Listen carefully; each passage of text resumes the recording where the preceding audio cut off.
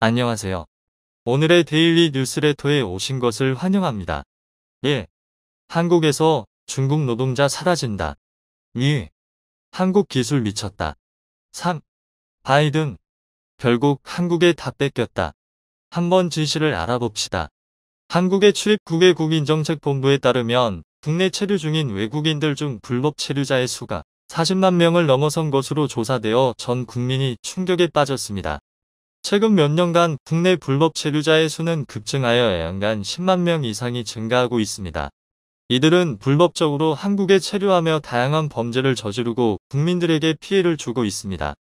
한국 정부는 이러한 문제에 대해 여러 차례 대책을 시도해왔으나 상황이 개선되지 않아 이제는 강력한 대책을 취하고 있다고 합니다. 이에 대해 중국인 불법 체류자들은 한국에서 1에서 2년만 일하면 중국에서 집 한 채 살 만큼 벌 수 있었는데 이제는 그럴 수가 없다며 후회하고 있다고 합니다. 그 자세한 내용 알아보도록 하겠습니다. 최근 국내에 거주하는 외국인 불법 체류자 수가 급증하면서 그들이 저지르는 극악무도한 소식도 끊이지 않고 들려오고 있습니다. 이에 외국인 밀집 지역에 거주 중인 시민들의 불안감은 나날이 높아지고 있는데요. 법무부 출입국외국인정책본부의 9월 말 집계에서 국내에 체류하는 외국인 가운데 자격을 갖추지 못한 불법 체류자의 규모가 무려 40만 명을 넘어선 것으로 파악되며 전 국민이 충격에 빠졌습니다. 한 달 새 무려 4천여 명이나 증가했는데요. 최근 몇 년간 국내 불법 체류자 수는 급속도로 늘어나며 연간 10만 명가량 증가해 왔습니다. 그들은 돈을 더 벌어 가기 위해 불법 체류도 마다하지 않으며 한국에서 온갖 난동을 일으키고 있습니다. 특히나 중국인 불법 체류자들이 공무원을 사칭하는 대담한 수법까지 이용해 XXX를 저지르며 전 국민을 공포로 몰아넣었는데요. 최근 해당 중국인 불법 체류자 2명이 각각 징역 12년과 10년을 최종 선고받았다고 합니다. 이들은 지난해 9월 18일 제주시에서 중국인 불법 체류 여성을 강제로 차에 태우고 현금 200여만 원을 빼앗았습니다. 특히나 피해 여성이 불법 체류자라는 점을 미리 알고 공무원을 사칭해 법무부에서 체포하러 왔다며 거짓말을 하는 등 철저하게 계획적으로 접근한 것임이 밝혀지며 모두를 경악하게 했는데요. 이들은 피해 여성의 주거지 현관문 비밀번호를 알아낸 뒤 수납장에서 현금 225만 원을 훔치기도 했습니다. 심지어 이들은 피해 여성이 경찰에 신고할 수 없도록 했는데요. 피해 여성에게 XXX를 가하고 그 장면을 휴대전화로 활용해 압박했습니다. 경찰에 피해 사실을 알리거나 매달 50만 원을 보내지 않으면 영상을 유포하겠다고 했다고 합니다. 피해 여성 역시 불법 체류자 신분이다 보니 자신의 신분이 드러날까봐 바로 경찰에 신고하지 못했는데요. 계속해서 전전긍긍하던 그녀는 겨우 용기를 냈고 같은 달 30일 경찰에 피해 사실을 알렸습니다. 수사에 착수한 경찰은 사흘 만인 그해 10월 3일 탐문과 잠복 수사 끝에 한바탕 추격전을 펼치며 이들을 붙잡았습니다. 지난 4월 1심 재판부는 A씨에게 징역 12년, B씨에게 징역 10년을 선고하고 10년간의 신상정보 공개 고지, 5년간의 아동 청소년 관련 기관, 장애인 복지시설 취업 제한을 명했습니다. 이후 검찰이 양형 부당을 이유로 항소했고 이어서 A씨가 상고했으나 모두 기각되며 A씨의 형량은 징역 12년, B씨의 형량은 징역 10년으로 최종 확정됐습니다. 중국인 불법 체류자들이 문제를 일으켜온 것은 한두 번 일이 아닙니다. 그들의 위협은 해가 갈수록 폭증하며 전 국민을 공포로 몰아넣고 있는데요. 한 중국인 불법 체류자는 지난 2019년 무비자로 제주도에 들어온 뒤 기간을 어기고 계속 머물다가 올해 4월 28일 경찰에 붙잡혔습니다. 제주 출입국외국인청으로 인계된 그는 청사 내부 천장 에어컨 등 물건을 부수고 출입국청 직원의 귀를 물어뜯으며 난동을 부렸는데요. 그는 유치장에 수감된 이후에도 난동을 멈추지 않았습니다. 경찰관의 팔 부위를 깨물고 교도소 내부 화장실 변기 바닥과 CCTV 등 2천만 원 상당의 공용 물품을 손상했습니다. 어이없게도 그는 자신의 행위가 정당하다고 주장하며 첫 재판에서부터 국민 참여 재판을 희망했습니다. 고가 부당한 체포 과정에서 빚어진 사안이며 분노 조절 장애로 인한 심신미약 상태임을 주장하며 충분히 정상 참작이 가능할 것이라는 판단하에 국민 정서에서 벗어나지 않는다는 방어권을 강조한 것으로 보입니다. 결국 재판부는 국민 참여 재판을 받아들였고 해당 중국인은 국민참여재판을 통해 징역 4년을 선고받았습니다. 중국인들이 불법 체류를 하면서까지 그토록 한국에 집착하는 이유는 바로 돈 때문인데요. 지난 8월 중국 항구망에 게재된 한국의 인력이 부족한데 그 주요한 이유는 한국에서 중국 노동자들이 사라졌기 때문이라는 글에 달린 댓글들을 통해 그 내면을 살펴볼 수 있습니다. 한국 공사 현장에서는 1개월이면 1만 위안을 벌 수 있어. 한국에서 한 달 일해서 번 돈으로 중국에서 1년을 산다고? 과장 아냐? 주변 조선족들은 한국에 가서 한 달에 1만 위안 이상을 벌었어. 국내에서는 한 달에 몇백 위안을 받던 시절이었지. 2년이면 집 한 채를 살 만큼 벌 수 있었던 거야. 이에 중국인 불법 체류자들은 뒤늦게 후회하며 한국에서 1에서 2년만 벌면 중국에서 집 한 채 살 만큼 벌 수 있었는데 지금은 그럴 수가 없다며 땅을 치고 있다고 하죠. 한편 그간 여러 차례 반복되어 온 문제 상황에 더 이상 두고만 볼 수 없었던 한국 정부는 강력한 칼을 빼들었다고 하는데요. 사실 우리 정부는 지난해 6월부터 불법 체류자 근절을 위해 잦은 출국하는 불법 체류 외국인에게 범칙금 납부 입국 금지 면제 90일짜리 단기 방문 시 다시 3단수 비자를 발급하는 등 여러 가지 해결 방안을 내놓았습니다. 하지만 애석하게도 불법 체류의 증가세는 단 한 차례도 꺾이지 않았죠. 이에 전문가들은 그 실효성에 대해 의문을 제기하기도 했는데요. 국내 한 대학의 교수는 1년여간 불법 체류를 해결하기 위해 다양한 처방을 내렸지만 결과적으로 증가세를 완화하는 데 아무런 영향을 미치지 못했다며 법무부의 해당 정책에 낙제점을 줄 수밖에 없는 이유라고 비판했습니다. 교수는 이어서 가장 큰 문제는 체류 외국인은 감소하지만 불법 체류자는 불어난다는 사실이라며 국내 외국인 5명 중 1명이 불법 체류자인 만큼 외국인 이민 정책을 펴나갈 때 이들을 염두에 두지 않을 수 없게 됐다고 덧붙였습니다. 결국 한국 정부는 더욱 강력한 카드를 꺼내 들 수밖에 없었는데요. 체류 기간이 지났는데도 본국으로 돌아가지 않은 불법 체류자들을 검거해 강제 출국 조치했다고 합니다. 최근 제주에 무사증으로 입국해 체류 기한을 넘겼거나 불법 취업 중이던 외국인들이 무더기로 적발됐습니다. 법무부 제주 출입국 외국인청은 체류 기간이 지나고도 제주에 머물고 있는 필리핀인 3명과 중국인 8명 등 모두 11명을 출입국관리법 위반 혐의로 검거했다고 밝혔는데요. 특히 중국인 8명은 2018년에서 2019년 무사증 제도를 통해 제주도에 입국한 후 지금까지 도내 음식점과 리조트 등에서 불법 취업을 해온 것으로 드러났습니다. 제주 출입국 외국인청은 이들 중국인 8명을 강제 퇴거 조치했으며 불법 고용한 고용주에 대해서는 통고 처분했습니다. 한편 현재 한국 고용시장에서의 수급 불균형은 심각한 수준인데요. 한국에 머무는 중국인 노동자들의 숫자가 눈에 띄게 줄어들며 일부 국민들은 환호하고 있는 반면 불법 체류자의 저임금에 절대적으로 의존해왔던 저임금 산업은 채용에 어려움을 겪고 있다고 합니다. 고용노동부에 따르면 기업들이 적극 채용을 추진했음에도 채용하지 못한 일자리가 1분기 기준 17만 4천 개로 지난해 같은 기간보다 7% 급증했다고 하는데요. 채용의 어려움으로 인해 음식점, 공장, 건설 현장 등의 인력을 파견하는 취업 알선기관들은 직격탄을 맞고 있다고 합니다. 그로 인해 연초부터 서울 대림동에 있는 80여 개의 직업소개소 중 10개 이상의 업소가 문을 닫았다고 하죠. 이러한 현상에 대해 일부 분석가들은 한국 내 외국인 노동자 수가 급감했으며 특히 한국에서 일하던 중국인 노동자 중 상당수가 중국으로 돌아간 후 한국으로 되돌아오는 경우가 적어졌기 때문이라고 분석했습니다. 한 브로커는 중국인 노동자들에게 설을 세고 다시 한국에 돌아와 달라고 간청했지만 아무도 오지 않았다고 전했는데요. 일자리를 구하지 못해 애원해왔던 과거 중국인 노동자들의 모습과는 극명하게 대비되는 모습이었습니다. 한 중국인 노동자는 예전에는 한국에서 한 달 동안 번 돈을 가지고 중국으로 돌아가면 1년을 살 수 있을 정도로 양국 간의 소득, 물가 차이가 엄청났지만 요즘은 예전 같지 않아서 한국에 가는 걸 꺼리게 된다며 한국으로 돌아오지 않은 이유를 밝혔습니다. 과거와는 극명하게 달라진 중국인 노동자들의 인식을 앞서 언급했던 중국 항구망에 게재된 글의 또 다른 댓글을 통해 살펴볼 수 있는데요. 이전에는 한국 돈 1만 원이면 80위안이었는데 지금은 50위안. 차이가 너무 극심해. 지금 중국은 부자가 될 수 있는 길이 많아. 노력하면 반드시 행복한 삶을 살 수 있다. 한국과 중국 돈의 가치가 예전과 극심하게 달라졌습니다. 과거와는 달리 발전하고 있는 중국의 현재 모습에 중국인 노동자들의 자국에 대한 자부심 역시 뒤졌는데요. 또한 중국인 노동자들은 자신들보다 앞선 선진국 한국에서 일하며 얻었던 경험과 자산을 토대로 자국에서도 성공할 수 있다는 자신감을 얻을 수 있었습니다.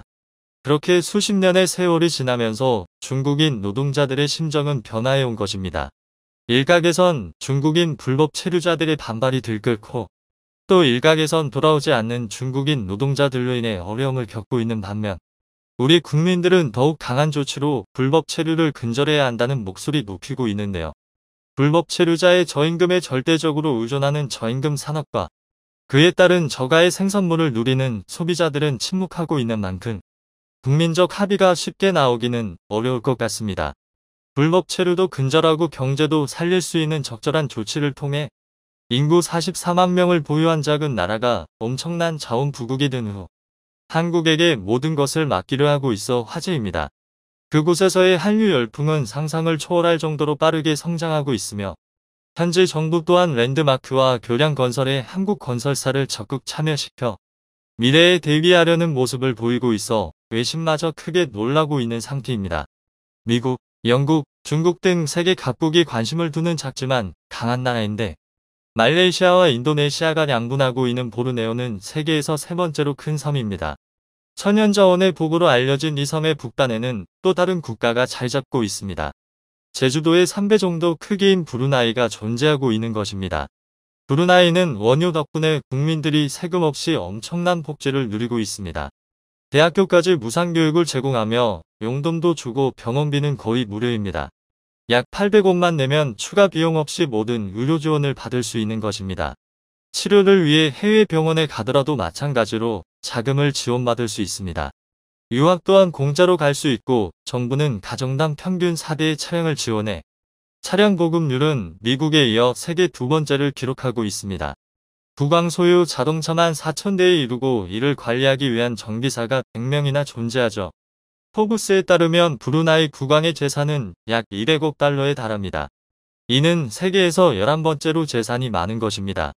새해 행사에 참여하면 국왕이 90만원 상당의 세뱃돈을 줄 정도니 말입니다. 세계적으로 유명한 로열 브루나이 항공 또한 왕실이 직접 운영하는 항공사입니다. 좌석은 넓고 깔끔하며 기내식은 평균 이상이라는 평을 듣고 있는 항공사죠. 승무원 또한 친절하기로 유명해 2년 연속 세계 최고 승무원상을 받기도 했습니다. 그리고 황금으로 장식된 7성급 엠파이어 호텔은 그들의 또 다른 자랑입니다. 축구장 250개를 합친 크기의 수영장, 영화관, 골프장 등이 모두 모여 있을 정도입니다. 브루나이가 이렇게 되기까지는 기가 막힌 반전이 있습니다. 그들은 한때 15에서 17세기 보르네오 섬 전역과 북부 필리핀을 지배하는 광대한 영역을 지닌 막강한 나라였습니다. 그러나 유럽의 침략이 시작되면서 서서히 쇠락해간 역사가 있습니다. 1800년대부터 시작된 영국의 침입으로 국토가 대폭 쪼그라들었고 2차 세계대전 때는 일본군의 점령을 받기도 했습니다. 그 후 영국의 자치정부가 됐다가 1984년 최종 독립을 했던 나라입니다. 브루나이가 두 조각이 난 것 또한 영국 식민지의 결과였습니다. 영국은 브루나이 중간 림방 지역을 장악해 사라왁이 포함시켰고 그 후 사라왁은 말레이시아로 합류되면서 현재 상태가 이어지고 있는 것입니다. 그들은 말레이시아의 영토 반환을 요구했지만 번번이 거부되어 왔습니다. 그러다 2009년 국병협정을 맺어 지금 상태로 분쟁이 종료된 상황입니다. 그런데 브루나이가 부국이 된 이유는 1920년대 영토와 주변 해역에서 발견된 막대한 석유 자원 때문입니다. 석유 매장량은 11억 배럴이었고 천연가스 매장량은 3천억 입방미터로 추정되고 있습니다. 동남아에서 세 번째로 큰 석유 생산국이 됐으며 하루 평균 13만 배럴을 뽑아내고 있는 상태입니다. 구매력 기준 1인당 GDP가 7만 7천 달러를 기록하며 한국의 약 2배 수준이 된 것도 이런 이유 때문입니다.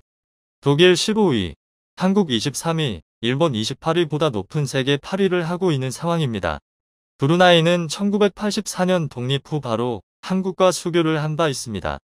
볼키아 국왕은 독립 직후 한국을 방문하는 등 긴밀한 관계를 타진해 왔습니다. 원유 대부분을 한국과 일본 등으로 보냈고 1972년부터는 LNG를 수출하기도 했습니다. 원유와 천연가스는 브루나이 경제의 근간입니다. 주요 수출품 중 광물성 연료가 89%에 이를 정도입니다. 한국 또한 1997년부터 연간 100만 톤가량의 LNG와 석유를 도입해왔습니다. 한국이 브루나이 자원 수출국 중 두 번째를 차지했던 것입니다. 브루나이는 2008년 대우조선해양에 두 척의 LNG 운반선을 발주했으며 현대중공업 또한 여러 척을 수주해 2015년 인도한 바 있습니다. 하지만 석유 자원은 무한정 있는 것은 아닙니다. 현재 운영 중인 가스전들은 2034년 이후 생산 종료가 예정되어 있습니다. 그들은 자원 의존도를 낮추고 산업을 다각화하기 위해 한국과의 협력을 원하고 있습니다. 2018년에는 포스코 대우와 LNG 밸류체인 확보를 위한 MOU를 체결했고 신규 가스전의 탐사부터 판매까지 관련 사업을 한국과 함께하자고 제안해왔습니다. 2019년 정상회담 때는 브루나이가 LNG 장기 계약을 진행하면 한국이 적극 참여하겠다는 약속을 하기도 했습니다. 이는 최근처럼 에너지 가격이 급등하는 상황에서 큰 힘이 되는 내용입니다. 우리 기업들은 1970년대부터 브루나이에서만 50여 건의 건설 사업을 수주하며 인프라 구축의 핵심 역할을 하고 있습니다. 그 중에서도 대림 산업이 브루나이를 사로잡은 매력은 신뢰와 기술력입니다. 그 나라의 문화와 관습을 존중하며 이에 철저히 맞추는 행보를 보였던 것입니다. 대림 산업은 1970년 LNG 플랜트 개수공사로 브루나이와 첫 인연을 맺은 바 있습니다. 이후 14건의 사업을 추가로 따냈고 2013년 수주했던 브루나이 최초의 사장교 리파스 대교는 이 나라의 랜드마크로 자리잡아 왔습니다. 이는 향후 템부롱 대교 수주로도 이어졌던 상황입니다. 도심강을 가로지르며 세워진 리파스 대교의 수주 과정은 쉽지만은 않았습니다. 현지 기업만 참여할 수 있다는 제약이 있었는데 대림 산업은 현지 업체 수위와 컨소시엄을 맺어 입찰 자격을 얻었던 상황입니다. 첫 특수 교량이다 보니 기술적인 측면과 디자인적 요구사항 또한 상당했습니다. 대림 산업은 이슬람 사원을 상징하는 돔 모양을 디자인해 주탑에 적용했고 1층에는 이슬람 기도실을 만드는 등 현지화에 최적화된 형태로 제안을 했습니다. 9.5톤 무게의 돔을 주탑 정상에 안착시켰을 때는 감탄사가 쏟아져 나왔죠. 그렇게 현지에서 가장 높은 157m의 구조물이 탄생했던 것입니다. 주탑 높이는 국왕의 생일인 7월 15일에 영어식 표기를 따서 정해졌습니다. 그렇게 리파스 대교는 2017년에 완성됐고 기존 40km를 돌아가야 하는 거리는 607m로 줄어들었습니다. 성공적인 건설 과정은 동남아 최대 길이 다리 30km인 템부롱 대교 수주로 이어졌던 상황입니다. 기존까지만 해도 동서로 갈라진 영토는 브루나이의 큰 골칫거리였습니다. 오가기 위해서는 항상 말레이시아를 경유해야 했고 추가 비용까지 발생했기 때문입니다. 브루나이가 이를 해결하기 위해 선택한 나라는 한국이었습니다. 대림 산업은 2015년 템부롱 대교의 핵심인 해상 교량과 사장교 2개 구간을 약 7,500억 원의 수주를 한 바 있습니다. 해상교 부분만 무려 14.5km로 인천대교와 비슷한 규모입니다. 브루나이 역사상 가장 큰 교량 사업으로 총 사업비는 2조 원에 달했습니다. 이때 중국은 강력한 저가 공세를 폈지만 승리는 한국이었습니다. 입찰 당시 중국 업체들이 1에서 3위로 낮은 가격을 써냈지만 대림 산업은 가장 높은 공사비로 4위를 하고도 수주를 차지했습니다. 공기 단축과 차별화된 설계를 제시해 사업권을 따냈던 것입니다. 템부롱 대교에 적용된 핵심 기술은 특수 기중기를 사용하는 론칭 겐트리 공법입니다. 육지에서 제작한 상판을 해상으로 운반한 후 특수 설계된 기중기로 800톤이 넘는 상판 2개를 한 번에 들어 올려 교각 위로 올리는 방식을 사용한 것입니다. 이로 인해 작업 능률을 4배로 끌어올렸으며 비용까지 크게 절약했던 상황입니다. 그렇게 2019년 11월 성공적으로 완공해 기술력을 입증했습니다.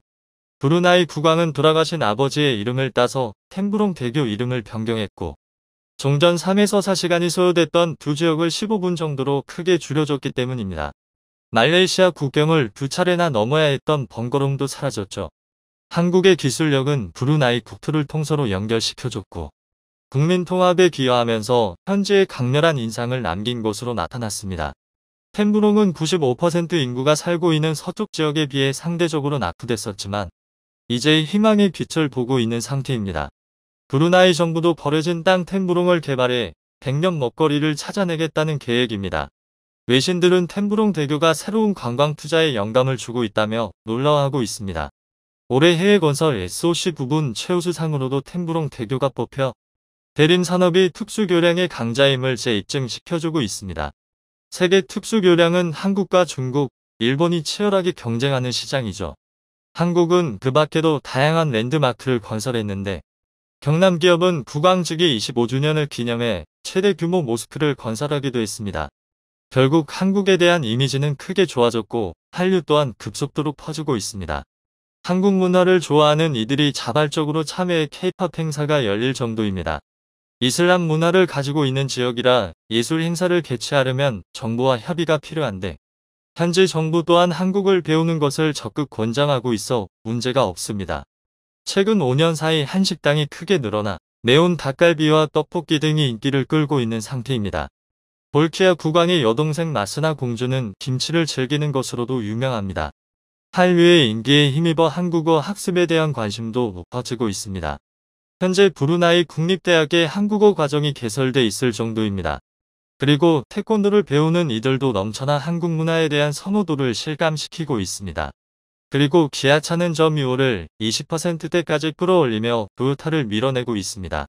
코로나 전 브루나이를 찾은 한국인은 연간 1만 5천 명 정도였습니다. 그리고 한국을 찾은 브루나이 국민 또한 5천 명 가까이나 됐습니다.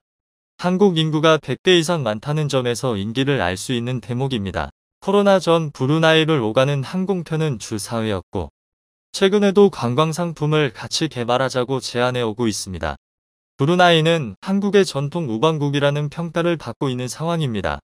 유엔과 국제사회에서 한국의 입장을 적극적으로 지지하기 때문입니다. 최근에도 일본이 트집을 잡아 한국의 가입에 반대하던 CPTP와 태평양 동반자 협정에 브루나이는 적극적으로 한국을 옹호하며 호주에 이어 두 번째로 찬성 의사를 표하기도 했습니다. 그들은 관광, 정보통신, 제조업, 농수산업 등 거의 전 분야에서 한국과의 협력을 희망하고 있습니다. 이를 위해 한국 특허를 그대로 인정하는 특허 인정 제도를 도입했을 정도입니다. 이는 높은 신뢰가 없으면 불가능한 일입니다. 한국과 미래를 만들고 있는 브루나이. 러시아 우크라이나 전쟁이 장기간 이어지면서 세계 각국이 군비 증강에 열을 올리고 있습니다. 그 가운데 K2 전차, K9 자주포, FA-50 공격기 등 한국 무기가 큰 인기를 끌며 폴란드와의 계약을 시작으로 계속해서 여러 국가와의 새로운 무기 계약 소식이 전해지고 있죠. 최근에는 잠수함 도입 경쟁 역시 치열해지면서 뛰어난 조선 기술을 보유한 한국의 잠수함이 주목받고 있다고 하는데요. 호주에서 잠수함 도입을 위한 경쟁이 벌어졌는데 한국과 미국, 프랑스 3파전으로 좁혀지며 우리 기업들이 다시 한번 승리를 쟁취해낼 수 있을지에 귀추가 주목되고 있다고 합니다. 특히나 현재 미국의 잠수함 건조 능력으로는 호주용 잠수함까지 수용할 여력이 안 됨에도 불구하고 바이든 정부에서 호주 잠수함 초기분을 본인들이 건조하겠다고 나서 비판을 받고 있다고 하는데요. 호주는 현재 스웨덴에서 기술 지원을 받아 건조한 배수량 3,000톤의 콜린스급 잠수함 6척을 보유하고 있습니다. 6척의 잠수함은 1990년대 말부터 2000년대 초에 걸쳐 취역해왔기에 2030년대 초에 수명이 끝날 예정인데요. 이에 호주는 2014년부터 콜린스급 잠수함을 대체할 재래식 잠수함 12척을 도입하기 위해 경쟁을 벌여왔습니다. 지난 2016년 4월 독일, 스웨덴, 일본, 프랑스 4개국 업체들의 치열한 경쟁 속에서 소트핀 바라쿠다급 잠수함을 제안한 프랑스의 라발 그룹이 우선 협상자로 선정됐습니다. 쇼트핀 바라쿠다급은 프랑스 해군의 차세대 핵잠수함인 바라쿠다급의 재래식 추진 버전입니다. 치열한 경쟁 끝에 프랑스 잠수함이 선정되었으나 여러가지 문제로 호주 국방부와 프랑스 나발 그룹과의 정식 계약은 2019년 2월이 되어서야 체결될 수 있었는데요. 하지만 호주에서 추후 건조할 잠수함의 척당 가격이 우리 돈으로 4조 원이 넘는다는 사실이 알려지면서 큰 논란이 일어났습니다. 그리고 지난 2021년 9월 논란 끝에 결국 프랑스의 날벼락이 떨어지고 말았습니다. 과거 재래식 잠수함 도입 계획을 밝혔던 호주가 핵잠수함으로 방향을 바꾸며 큰 파문을 불러온 것인데요. 호주, 영국, 미국의 앞글자를 딴 오쿠스라는 3국 안보 파트너십을 출범하며 호주가 프랑스와 맺은 잠수함 건조 계약을 취소하고 나섰습니다. 당연히 프랑스는 크게 반발했지만 든든한 동맹국을 만난 호주에게는 통하지 않았습니다. 중국의 위협에 대응하기 위해 미국, 영국의 도움을 받아 핵잠수함을 도입하기로 결정한 것이었죠. 호주는 미국에서 핵잠수함 관련 기술을 이전받아 자국에서 최소 8척의 핵잠수함을 건조할 계획임을 밝혔습니다. 오쿠스 당사자들은 핵잠수함에 재래식 무기만 탑재할 계획이기 때문에 핵 비확산 조약을 위배하는 것은 아니라는 입장을 고수하며 계획을 밀고 나갔습니다. 한편 호주의 조선함은 콜린스급 사업의 오랜 지연, 수상 전투함의 건조 지연 등 사업이 계획대로 진행된 적이 거의 없는데요. 프랑스의 지원으로 건조하려던 잠수함도 제때 건조될지 의문이 제기되던 상황이었습니다. 이에 호주는 콜린스급 6척의 수명 연장 사업을 진행하기로 결정하기도 했었죠. 특히 이번 핵잠수함 사업의 경우 미국의 지원을 받는다고 하더라도 훨씬 복잡한 핵잠수함의 구조 때문에 제대 건조할 가능성이 매우 낮습니다. 이러한 호주의 어려운 상황을 지켜보던 외국 업체들은 호주가 핵잠수함을 도입할 때까지 능력 격차를 해소할 수 있도록 3,000톤급의 잠수함을 제안하기 시작했습니다. 첫 주자는 우리나라였는데요. 지난 2022년 7월 우리나라는 호주에게 잠수함 인도까지 남은 7년 안에 리튬 배터리를 탑재한 3,000톤급의 도산 안창호급 잠수함 기반 첨단 재래식 잠수함 7척을 건조해주겠다 제안했습니다. 또한 기존 계약을 파기당했던 프랑스도 제안에 나섰습니다. 지난 9월 오쿠스에게 등을 찔렸다며 불쾌감을 나타냈던 프랑스 대통령이 호주 해군 능력의 격차를 해소하기 위해 프랑스에서 건조한 재래식 잠수함 4척을 제안했다는 사실이 알려진 것입니다. 이제 호주는 날아가는 콜린스급을 고쳐 쓰느냐, 새로운 재래식 잠수함을 일부 도입해서 핵잠수함이 배치될 때까지 쓰느냐를 결정해야 합니다. 한편 미국에서도 호주의 전력 공백을 메우기 위한 논의가 한창 진행되고 있다고 하는데요. 미국 외신을 통해 바이든 행정부가 중국 해군력 증강에 대응하기 위해 호주가 도입할 잠수함의 초기분을 자신들이 건조하고 호주가 비용을 대는 것에 대해 논의하고 있다는 소식이 전해졌습니다. 미국 측의 제안을 호주가 받아들일 경우 최소한 초기 물량만큼은 호주가 목표하는 2030년대 초까지 공급받을 수 있다는 장점이 있습니다. 그러나 현실적인 문제는 현재 미국의 잠수함 건조 능력으로는 호주용 잠수함까지 수용할 여력이 안 된다는 것입니다. 미 해군은 여러 차례 미국 잠수함 건조 업체들의 능력이 떨어지고 그 때문에 비용 및 일정이 추가되고 있다고 비판해왔습니다. 현재 호주는 미국 측의 제안과 우리나라의 제안, 그리고 프랑스의 제안을 검토 중인 것으로 보입니다. 우리 기업들이 또 한 번 호주에서 승리할 수 있을 것인지 귀추가 주목되는 가운데 한국 조선업의 독보적인 기술력으로 한국의 승리를 점치는 목소리가 커지고 있습니다. 그와 함께 한국 조선 사업 전반에 관한 관심 역시 커지고 있는데요. 여러 뛰어난 기술을 보유하고 있지만 특히나 LNG선 설비 기술은 단연코 우리나라가 최고라고 할 수 있습니다. 다른 나라의 설계 도면을 그대로 보여줘도 못 따라올 정도라고 하죠. 현대삼호중공업의 한 관계자는 LNG 운반선의 핵심은 화물창입니다. 설계 원천 기술은 프랑스 GTT 엑스트럼 포트 테크니가스가 갖고 있지만 설비 기술은 단연 우리나라가 최고입니다. 같은 설계 도면을 보고 시공해도 한국을 따라올 수 없는 겁니다. 국내 3사만이 경쟁한다는 평가가 나온 것도 바로 이 시공 기술 덕분입니다. 라고 밝혔습니다. 단순 수주량 경쟁에서 벗어나 고부가 가치 선박 중심의 선별 수주 영업을 가능하게 한 주역도 바로 LNG 운반선인데요. 그로 인해 불과 2년 전만 하더라도 일감절벽을 우려하던 조선업계가 다시 바쁘게 뛰고 있습니다. 지난달 국내 한 언론에서 현대중공업 울산조선소와 더불어 한국조선해양이 수주한 LNG 운반선을 건조하는 핵심 기지인 영암조선소를 찾았습니다. 앞서 주문된 선박들이 진수된 뒤 그 빈자리를 최근 집중적으로 수주한 LNG 운반선들이 속속 채우고 있었는데요. 매체는 영암조선소가 2026년 일감까지 이미 확보를 마무리한 상태라고 전했습니다. 기자는 현재 건조되고 있는 LNG 운반선의 올라 선박의 내부 모습에 대해서도 보도했는데요. 그리스의 알파가스사가 주문한 3척의 LNG 운반선 가운데 첫 번째로 건조되는 선박이 올라 그 소식을 전했습니다. 해당 선박은 내년 4월 진수대 선주사에 인도될 예정으로 주요 화물창 건조 작업이 마무리된 상태로 초저온 액체 저장을 위한 피막을 설치하는 멤브레인 작업이 이루어지고 있다고 합니다. 기자는 선박이 오르는 과정을 세세하게 전했는데요. 도크와 선박을 연결하는 철제 사다리를 통해 화물창 내부로 들어섰으며 선박 내부와 통하는 통로 입구에서 에어컨을 통해 옷과 신발에 묻는 흙먼지들을 모두 털어낸 뒤 들어갔다고 합니다. 영하 192도 이하의 액체 상태인 LNG가 실려야 하는 화물창이만큼 건조 단계에서부터 내부 오염을 막기 위해 부단히도 애를 썼다고 하는데요. 내부에 들어서자 흡사 대형 빌딩의 건설 현장에 들어선 느낌이었다고 합니다. 바닥만 1200로 약 360평에 달하며 높이는 아파트 10층 수준인 약 30m라고 하니 그 표현이 이해됩니다. 이곳 화물창에만 5만여 톤의 LNG를 실을 수 있다고 하는데요. 이 선박은 이러한 규모의 화물창 3기를 탑재할 것이며 폭이 좁은 선수엔 소형 화물창을 배치할 예정이라고 합니다. 이렇게 총 4개의 화물창을 탑재하는 선박의 LNG 운반량은 무려 17만 4천 톤에 달합니다.